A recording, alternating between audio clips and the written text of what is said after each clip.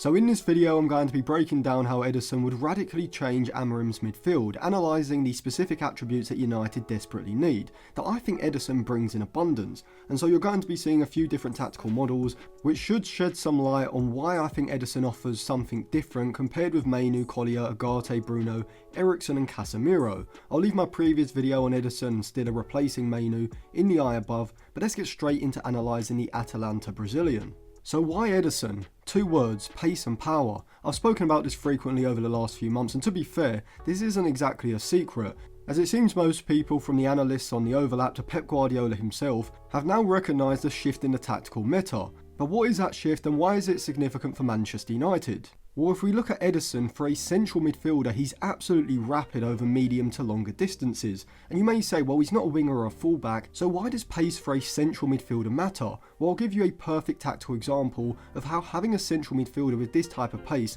not only improves the counter press, but also provides added defensive security. But before I break that down tactically, a quick reminder, if you do want to check out any cheap, good quality football jerseys, then go over to dragonjersey.com. They've got a variety of different current season and retro shirts, including the Manchester United jerseys going all the way back to the early 90s. Depending on where you live, you can get 7 to 12 day delivery time, as well as a 30-day money-back guarantee. But if you do want to get in contact with them to check any of the information, they do have their WhatsApp and email on the site. If you use code ATLANTIS at checkout, you will get a 10% discount for a limited time, so I'll leave it linked in the description and comment section below, and remember to use code ATLANTIS to get your 10% discount. So let's say United have possession in the opposition's final third, and Mazraoui, the right-sided centre-back, has pushed forward down the right side, leaving United with this familiar 1-3 rest defence, where Mainoo has taken up this wider position that you would usually associate with the right-sided centre-back. Now, whilst I wouldn't say Mainoo is a liability in this area, he certainly isn't dominant in the same way that Ederson would be,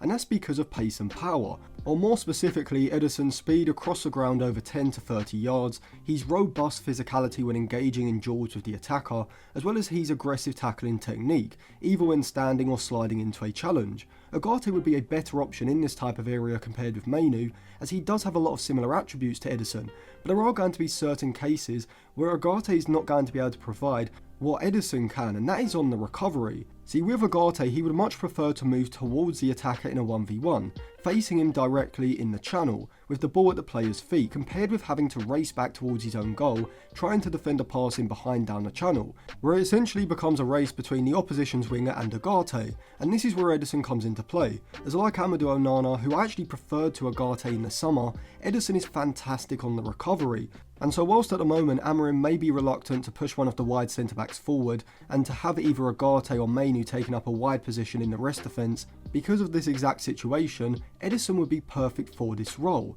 But also just in general, having the extra burst of acceleration over shorter distances and the recovery pace over longer distances is going to allow United as a whole to win more loose and second balls in central midfield, have a more aggressive counter press, as well as being able to stop attacks or just hold them up. And so these would probably be the main areas where United would see an upgrade from Mainoo to Ederson. However, by looking at Ederson's FBref report over the past 365 days, you may be surprised to see that he isn't actually a high volume tackler like Ugarte is, ranking only in the 20th percentile for the amount of dribblers he has tackled, and the 6th percentile for the dribblers he has challenged. Although he does rank very highly for the percentage of dribblers he has tackled, as well as his interceptions ranking pretty highly as well. And this is in direct contrast to Ugarte, who is an incredibly high volume tackler, ranking around the 90th to 95th percentile range for his dribblers tackled, dribblers challenged and his interceptions, but contrastingly low for the percentage of dribblers he is tackling. But what does this mean? Well, whilst Ugarte is a counter-pressing weapon,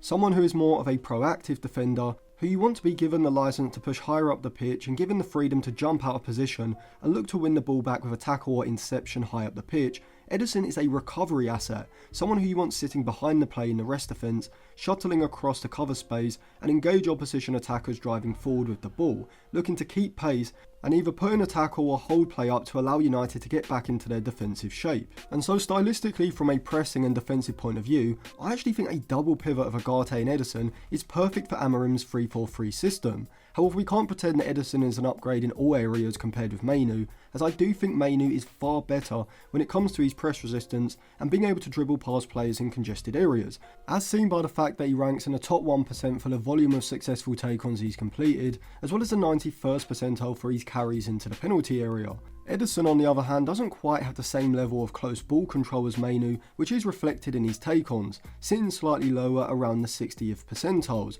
However, I do think from the eye test, and even statistically as well, Ederson is the better ball carrier through space in the centre of the pitch, and this is another key attribute I think United's midfield is lacking. But why is ball carrying ability so important? Well, before I break that down, a quick reminder, I do have a Patreon where I do release articles on niche topics. I've recently released a couple of articles on Louis Vuitton and Red Bull's takeover of Paris FC, making them the richest club in world football, as well as looking at the future of these type of collaborations in football ownership. So if you do want to check those articles out, you can get a 7-day free trial. You can also sign up for my in-game Instagram group chat. So I'll leave my Patreon linked in the eye above, description, comment section, and on the end screen after the video. So powerful ball carrying ability is massively underrated, I think, and this is why. Let's say the opposition have possession in United's half with the back five and midfield double pivot in place, and United are able to win the ball back. Now the issue is, in order to counter quickly with Mainoo and Ederson in central midfield, United would have to use a series of shorter passes in order to work the ball up the pitch, or a long pass to directly release someone in behind.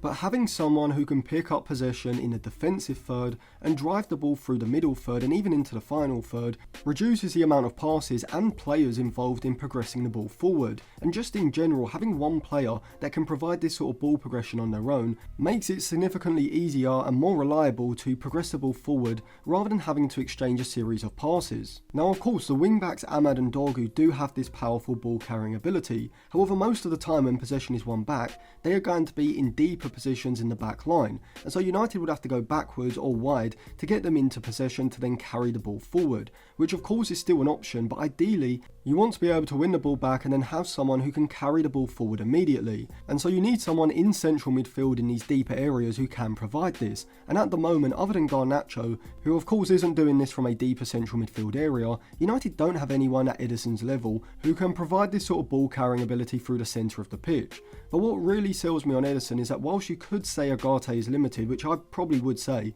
in the sense that he's far better out of possession when it comes to his ability to win the ball compared to what he provides in possession, you can't say the same about Ederson, as he's a very good progressive passer, frequently able to thread passes between the lines through the centre of the pitch, and overall just being technically better and a lot more fluid in his movements with the ball than Ederson when it comes to changing direction, playing out of pressure and exchanging passes in congested areas. And this can be seen when we compare Ederson, Mainoo and Ederson's FBref reports. When it comes to progressive passing metrics, Mainoo ranks surprisingly low, around the 20th percentile for his progressive passes and his passes into the final third, the 47th for his passes into the penalty area, as well as around the 60th percentile for his XG assisted and expected assists. Ederson even lower, around the 30th to 35th percentile range for his XG assisted and his expected assists, and the 38th for his passes into the final third, and in the bottom 10% for his progressive passes and passes into the penalty area. Meanwhile, Ederson on the other hand shows that statistically he's far more complete than Ederson or Mainoo right now,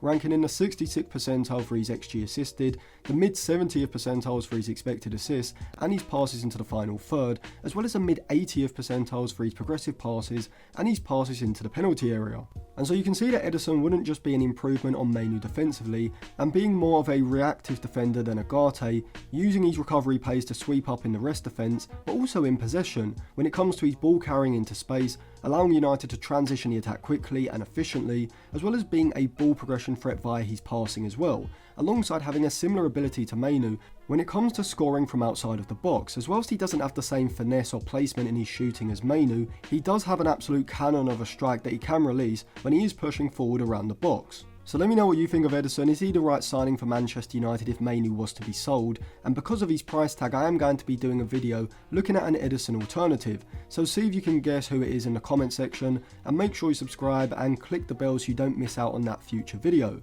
If you do want to check out any cheap good quality football jerseys, I'll leave them linked in the description and comment section below, and use code Atlantis to get your discount. My Patreon will also be on the end screen now, so you can check out my articles and get a 7-day free trial.